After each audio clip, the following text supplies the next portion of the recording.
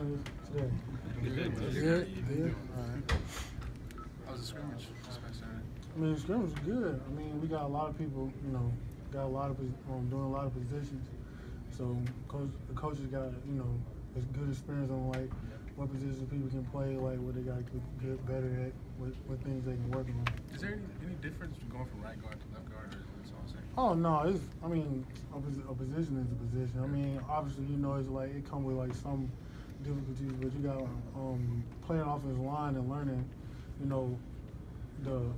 how can I say, learning the real role of being an offensive lineman. You really have to be prepared to play any position that you can. Like I came here playing tackle, and now obviously I'm playing guard. So, I mean, once you learn it, it's really easy. With offensive line, people talk a lot about the tackles and talk about the center. Do the guards ever get disrespected?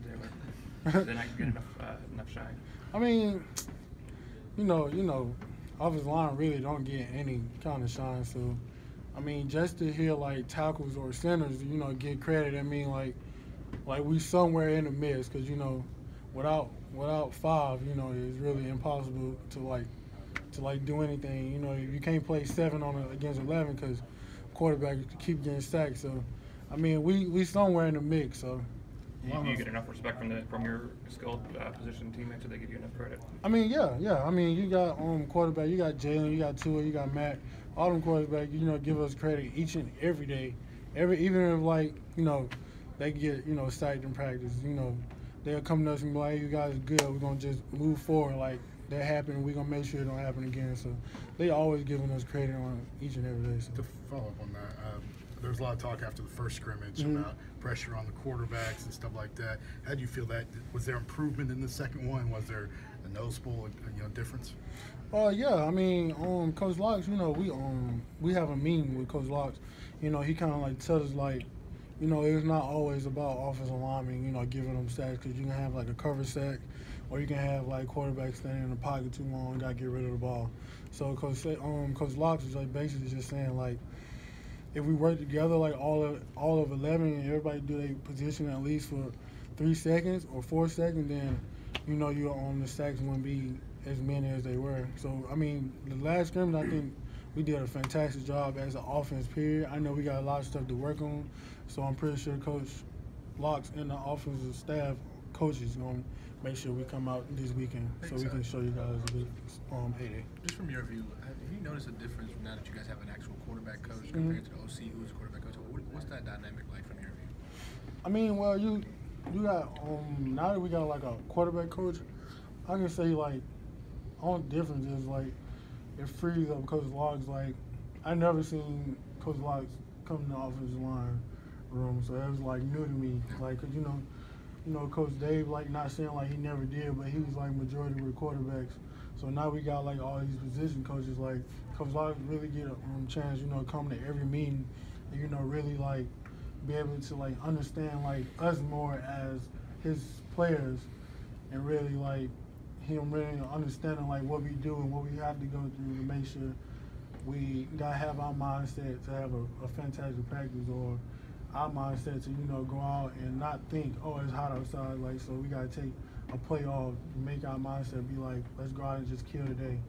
Along those lines, how have you seen Coach Loxley kind of emerge as the OC, take on that more responsibility, that role that he has now? I mean, I think, obviously he had a job at his old school, so I'm pretty sure he's aware of that role and how big it is, especially being under Coach Saban. So I feel like it was like second nature to him. He really didn't have to take a step back or breathe or, try to figure out what's next. So he kind of when Coach Dable left, he kind of like I said, nothing ever happened. So I feel like he's gonna be great, so we're just gonna see how it ends. So Is he more personable? Because he talked about him trying to get to just know you guys as players. Is that something that's new? Yeah, I mean, Coach Dable, he he was real personal with his players too. So, I mean, of my sake, he really came. If I wanted to go to his office and talk, he'll end everything. Me and him would talk about anything. Same with Coach Locks. I can go to his office and I can talk to him whenever whenever the time is, being if they don't have meetings, obviously. But all the coaches real try to get personal with every player. So Considering what Tua did in the second half of the championship game, how disappointing is it just not to have him out there, not to be able to maybe fully participate in the practices and have the setbacks he's had? I mean, well, I wasn't even out there because I was hurt. But honestly, you know what I mean. You really when a player, when your brother get hurt, you really don't want him to be hurt. Like you really want to care for him. But we got a great training staff that's gonna take care of him, and I feel like when he come back, he's gonna be 110% better than he was. How much were you hoping to build on the momentum though from the game, maybe this spring, with him and what he was able to do? I mean, well, you got two good quarterbacks in the competing for the job. So, I mean, both quarterbacks are good. So I can't really say like what it was gonna be because you got Jalen that led us, the entire season. And you got Tua that came in, winning a national championship for us, obviously.